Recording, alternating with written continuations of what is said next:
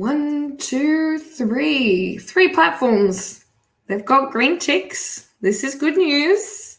The internet is stable. Also good news. Lovely. Okay. Well, welcome everybody. It is Hump Day. Happy Hump Day. Unless you're in the Northern Hemisphere, then it's Tuesday night. Hope you're going to bed. Get some sleep. You deserve it. Watch this tomorrow. Unless you can't sleep, then feel free to join in anyway. And if you don't know who you have joined in with, oh, hang on a minute. Have I done this? Really? Hang on one second. What an amateur. What an amateur. What's the bet? See, here's the predicament. I've already had a meeting this morning and I used my headphones. And I forgot that I used my headphones. So for the first 30 seconds of whatever I just said, you probably didn't even hear me. So welcome. We are live. It's Wednesday, otherwise known as Hump Day, because we're in the hump of the week. Unless you're in the Northern Hemisphere, then go to bed. But if you don't know who you have just joined, I am Aileen Day. So I am the owner of Meraki Business Solutions and Value Driven Brand and Aileen Day Consulting. It doesn't really have a name. It's just Aileen Day. So welcome. And every week, a couple of times a week, if we're lucky, we get together and we talk all things customer, employee, and human experience. And if you've joined me before, you would know we call that the joy of sex. Look what I've got back behind me. It's a bit of a tight squeeze. If you haven't joined me before, I've recently moved offices. So in my old office, I had this whiteboard behind me and everybody could understand what I was talking about. But since moving offices, I hadn't thought to squish this behind me. And I've had lots of people contacting me saying, oh, can you put the whiteboard behind you again? Probably more sexier than just looking at a blank wall for now. But also it helps people visualize what I'm talking about when I do say the joy of sex. So if you haven't joined us before, welcome.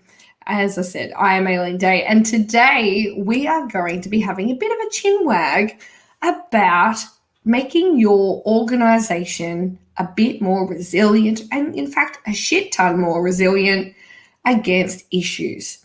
How can you build a culture where you are not causing yourself to just be putting out fires left, right, and center, or even worse, sweeping issues under the mat and hoping that they will just resolve themselves and disappear? Because if you are a grown-ass adult, which I presume you are if you're watching this, because I mean, why else would you be on LinkedIn? I mean, unless you're that Jack kid who's a, Amazon millionaire. Then if you are and you're watching, hi Jack, welcome. But even then, as adults, we surely have to realize by now that not managing issues and not bringing issues to the forefront out in the open is just a recipe for disaster, not just in business. We talk about being a value-driven brand, but the reason I'm so passionate about you becoming a value-driven brand is because it's my mission to help you get that value-driven life, right? And in that life that you lead outside of business, sweeping matters and issues under a rug still is a recipe for disaster. Not communicating and not being open and honest about what is happening is just going to see you become the wrong side of the statistic when it comes to successful businesses. So I want to help you with just a few very simple, they're simple to talk about, obviously to implement. They take a little bit more energy, but the energy that you put into it is going to be multiplied and your return on investment absolutely granted. So, there's, last week, yes, because Sunday was Mother's Day, so we didn't do this on Sunday. But last Wednesday, we talked about one of my new favorite books. Which way am I throwing that? That way. by Mr. Gino Wickman called Traction. So thanks again, Chris Green, for the recommendation. It's such a practical book. Like, I've read this sounds hilarious. I hated reading, but I've read so many books in the last 2 years, and that was one of the most practical and tactical books that I have read in such a long time. And it really probably has actually influenced the way that I have thought about writing my books in the future. So the one that I'm writing now, The Joy of Sex, is probably not as tactical. Actually, no, that's not true. I think I've started to turn it into a more tactical book. So thanks, Gino. Appreciate that influence and inspiration. But basically what Gino talks about is the illumination of issues. And by illumination, we mean putting light over the top of issues and bringing them out of the dark. And I'm pretty sure I wrote it down, but I didn't actually write where I got it from, which is unusual. But I'm 99.9% sure that I got it from that book. So there's a sentence in there that says, when issues grow like mushrooms, they multiply in the dark and grow in the light. So when issues grow like mushrooms, they multiply in the dark and grow in the light.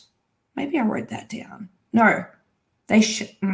Basically, what a day. I should just start again. Goodness me. But basically, mushrooms multiply in the dark, okay? You give them a healthy dose of darkness and feed them shit, they're going to multiply. They can become very healthy, mushrooms. But the reality is that if you relate that back to issues, then they are also the same. They're going to multiply. They're going to get worse. How many times in our own experiences have we, and, I would love, if you are watching live right now, tell me about an issue that you have experienced, and it might not have been you, but might have been someone else, where somebody has tried to put an issue in the cupboard in the dark, and it has just absolutely multiplied. It has just become bigger than Ben-Hur. And if we had just brought it out to the light, we could have killed it straight away,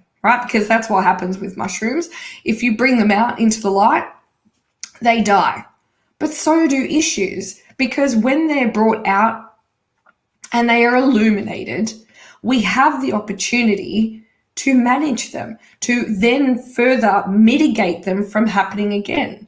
And yes, you might feel like, here's a hot tip, and this has been an experience of mine in my career, that you have so many issues going on that all you do, you go home at night and you think, all I did was put out fires today. And I really should have had that hard conversation with someone, but it feels too hard, or I'm too busy. And just remember, if we say we're too busy, what we're actually saying in those situations is it's not a priority. Think about that, right?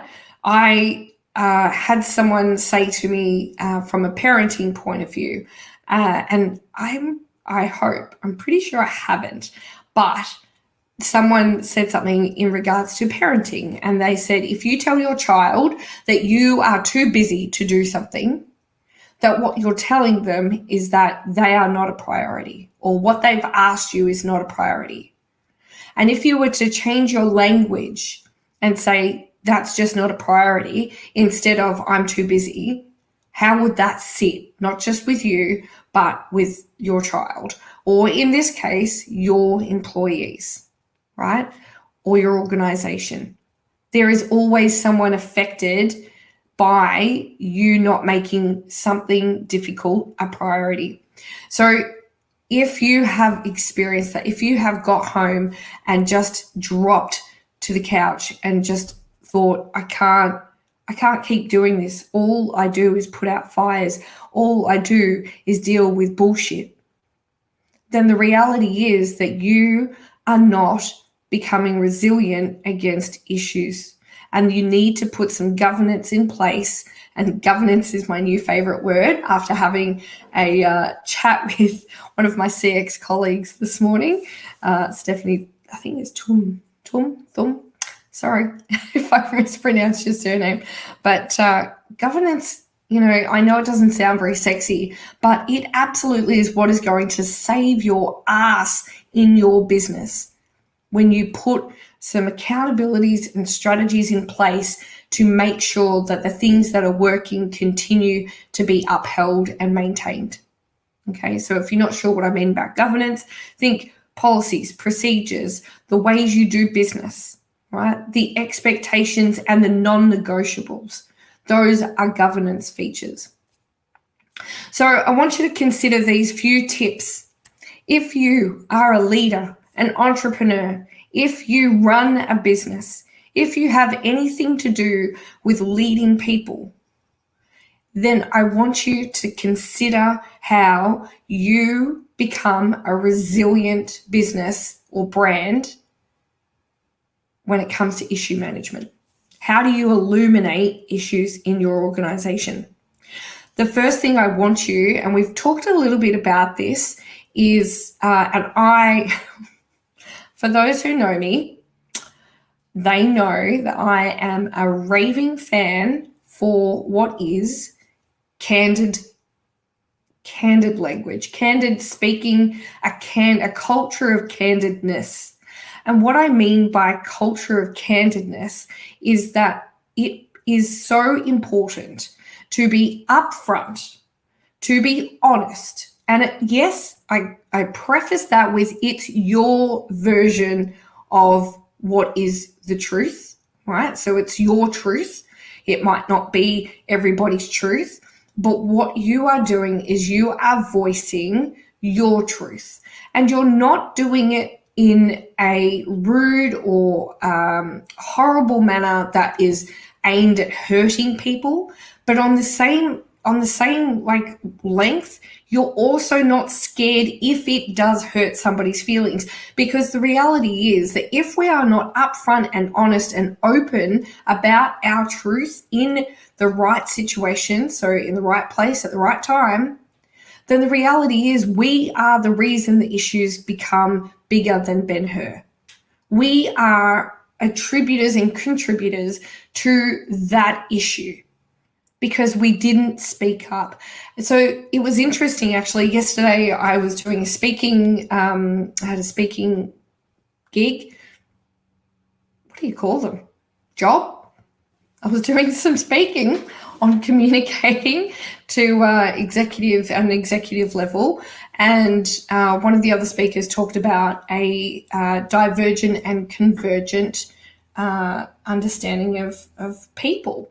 And what that basically means is, in really basic sense, look into the corner of the room and see who's not talking. Because as much as they probably don't want to voice their opinion needs to be heard. And it could be that opinion or that insight or their truth that actually breaks the issue cycle in that situation.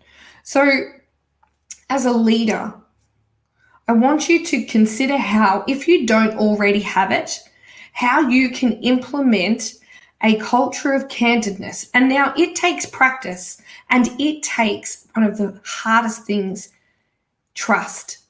Because in my experience, it's one thing to say you can be upfront and honest and open and tell us your truth, and there will be no repercussions. But if you then lull me into this false sense of security and I do those things, but then I find out that there's punishment post that occurring, or that, what you said was untrue, that there were consequences, then I'm not ever going to open up again. And the sad thing is that did happen to me. And, it probably burnt me for a little while. As you can probably tell by now, I'm over it. I talk my truth all the time. People love it. Or they don't. But I don't, it's not that I don't care if they don't love it, but that is my truth. And so now I'm like, well, I don't report to anyone. I don't particularly impact anyone, but even if I did, even when I did, actually, eventually, if you speak to anyone that I worked with at Bunnings and Office Works, they'll probably quite likely tell you, yeah, she was pretty candid. But I was never to the point where I wanted to hurt somebody's feelings. It was only because if I didn't say something right then and there, then it was forever hold your peace. And I can't in good intentions work like that, and I certainly can't in my personal life live like that either. So, I've had people say to me, "Oh, that's really harsh," or "That's mean," and I'm like, "Why is it mean? I didn't scream it at them. I didn't abuse them. I just spoke my truth." But the thing is, people are so scared of offending other people, and they're so scared of hurting somebody's feelings that we literally have created this generation, including my own, of absolute fucking pussies who can't take feedback, who can't give feedback, who have zero fucking resilience. I'm getting ranty now, right? And all it takes is for you to help them trust that their voice can be heard, will be heard, and that there's no consequences to hearing it. And it doesn't, it might sound like, oh, that's really hard. It's not bloody hard. You just have to, do what you say you're going to do. But on the same token, you also have to lead by example. It sucks having really shitty, hard conversations with people. It does. I still hate having hard conversations. People think, oh, you're so upfront and honest, you must love it, you must thrive off this shit. No, I really don't. I hate it. I've literally just sat here this morning and been the one person to tell a client of sorts that she's made 3 mistakes. I hate being that person. But if I don't be that person, then I impact and create issues for her, because I am in a position of consciousness and knowing and expertise, and others aren't. So if I don't become candid and upfront and open and honest with her, and I let her go off and do what she's doing without my feedback, then I create the issue for her. Because when it all blows up for her, and I go, oh, yeah, I probably knew that was going to happen, she's going to go, you. Why didn't you help me? Why didn't you tell me? You have not done me any favors. Hey, Martin. So I want you to also consider this, right? A little while ago, I had a podcast with a gentleman called Danny Ginsberg, who is a consultant for an global organization called the Arbinger. Oh my God, I'm struggling with names today. Lucky I don't have to pronounce my maiden name. Oh, the Arbinger Institute. And if you find that podcast, or, if I go back into this afterwards, I'll post the link to it. But Danny and I talked about what is called an outward mindset. And the outward mindset is basically an understanding that it is your duty and it is your absolute need in the world to not be a selfish prick, and to have an outward mindset where if a conversation needs to be had, it has to be done.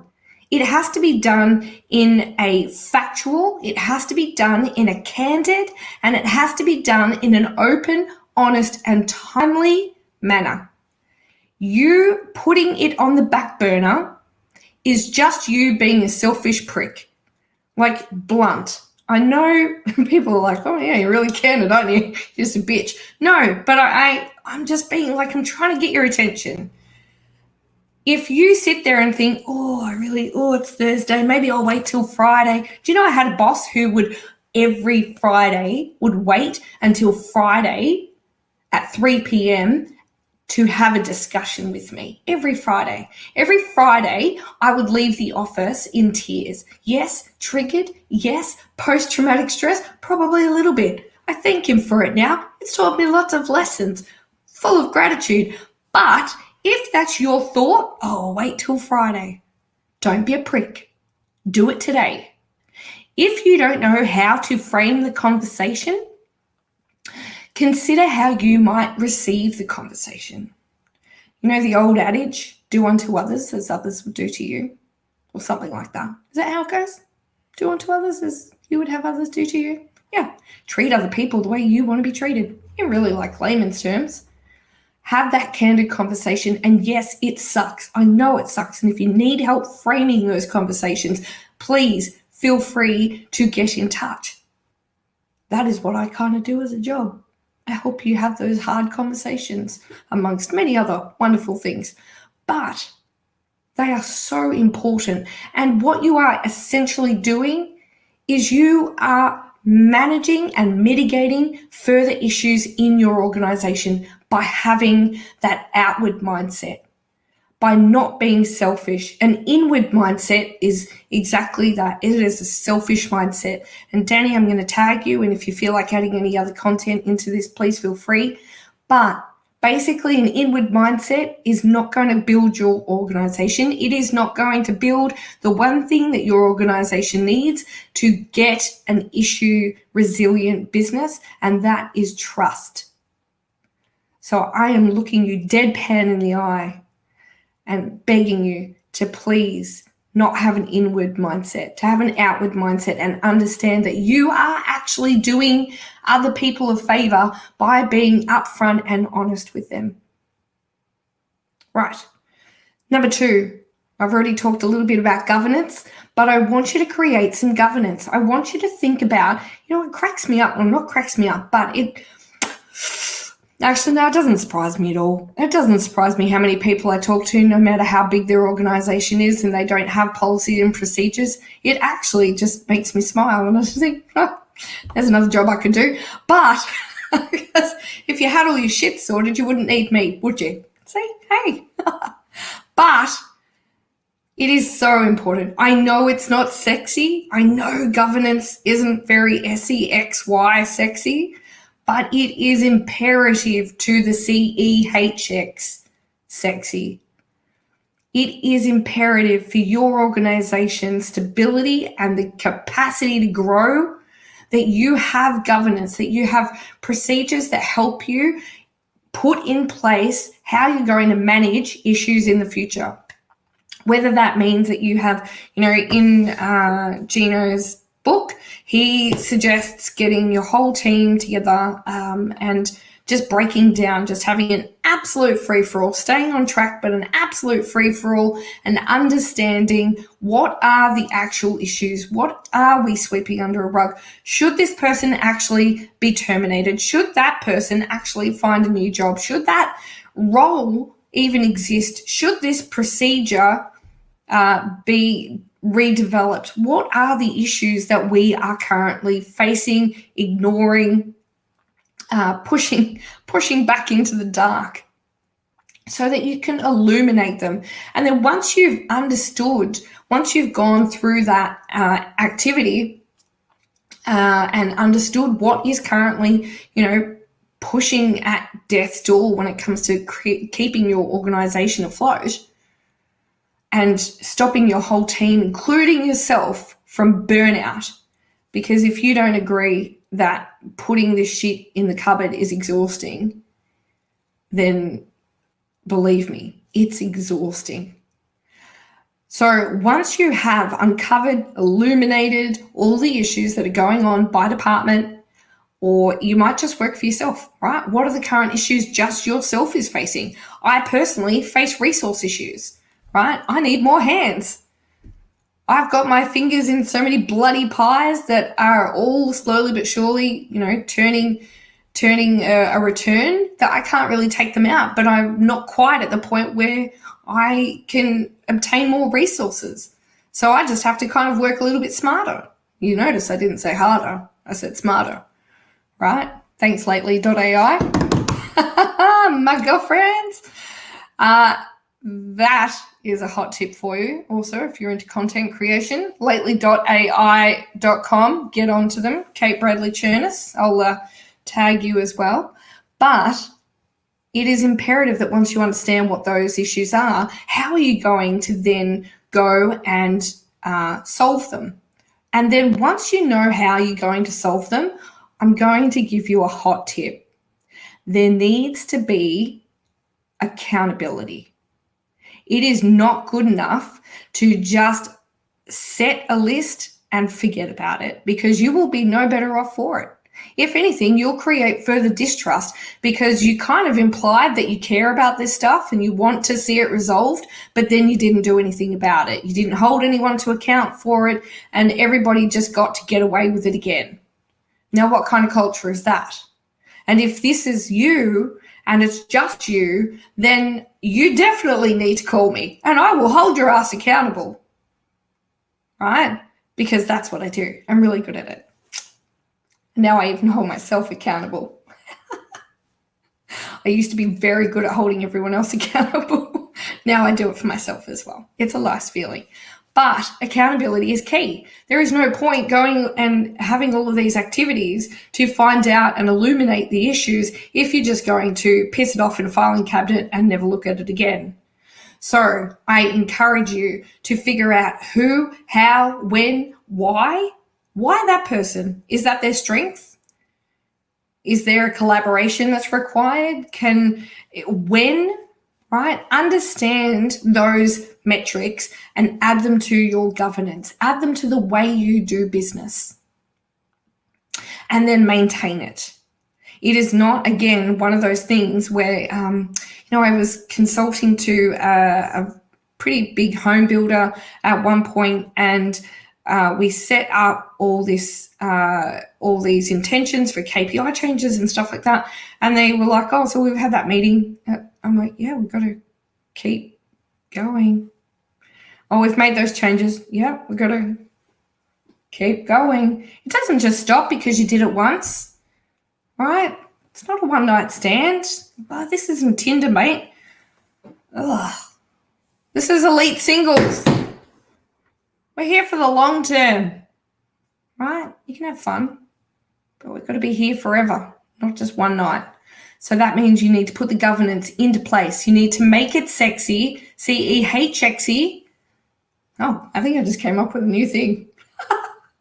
God, I amuse myself.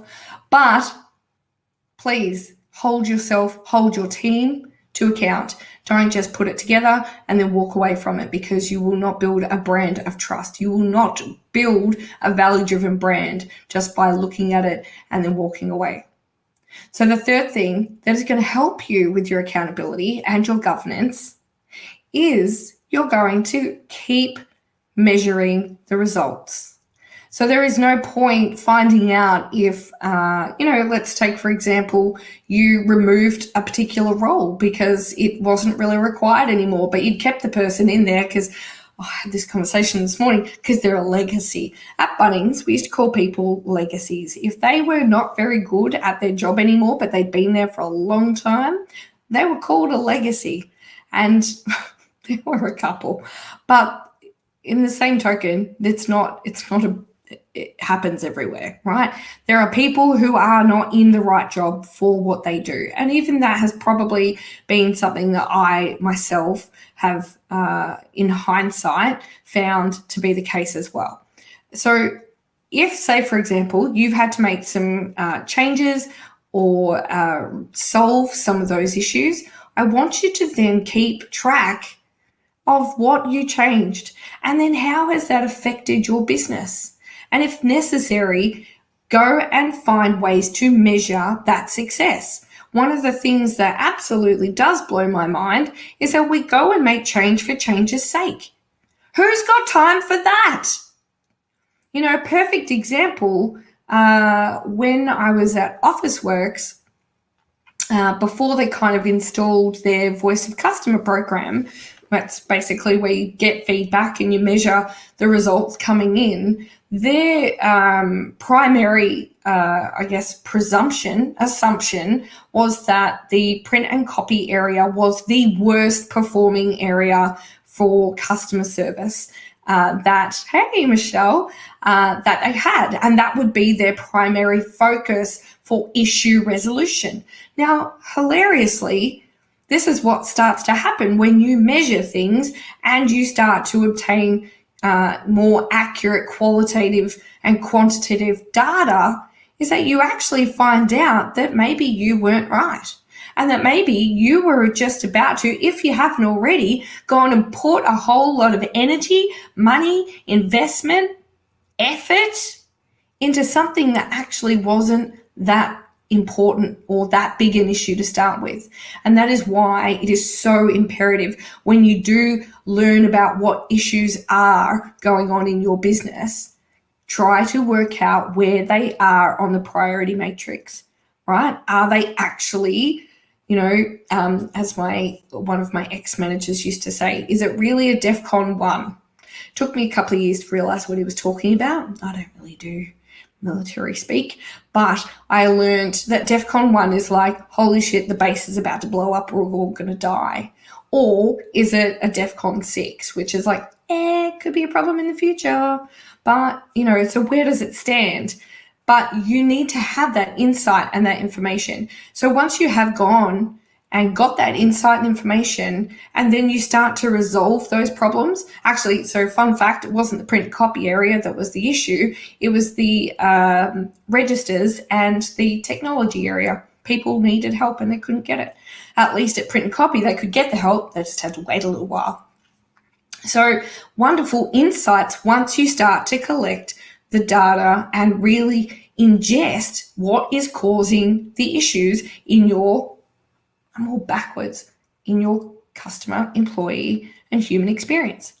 So it is so imperative that once you do start putting the energy and the effort and the investment into resolving those issues, that you bloody measure the result.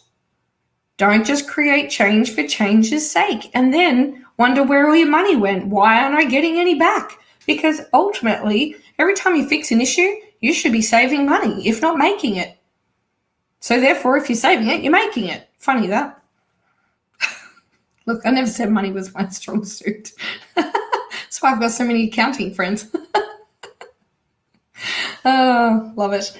So that is number 3. I want you to go and put into the way you do business a mode in which and a method in which you can go back and measure the success of those changes that you're making, how you're resolving your issues, and how you are building a issue resilient, trusted, value-driven brand. So many words, but they are all imperative to the way you do business. So that, as I become hoarse after that little rant, that is it from me today. I hope you've enjoyed the insights, and please, if you do need help, please get in touch. Hit me up. You're allowed to hit me up, DMs. I give you permission. I consent, right? But I want to see you become a resilient, issue resilient brand. And these are just a few of the things you can do to start that process. So that's it from me today. I, in theory, will be back on Sunday. Maybe. I mean, it's not Mother's Day again or anything, is it? Is it my birthday? Oh, it's nearly my birthday. Hang on a minute. Oh, it's the day before my birthday. Yeah. No, I'll be back on Sunday. And if you feel like sending me a birthday present, you're welcome. Just not chocolate. I don't need to get fatter. All right, guys, thank you so much for joining me. And I will be tagging all of those amazing people in the comments during the day. And if you have anything to add, then please feel free to share it with us so that we can all learn from each other. Until next time, I'm Aileen Day. Go out and deliver value to somebody else in your life, because we all know what goes around comes around. Until next time, catch you later.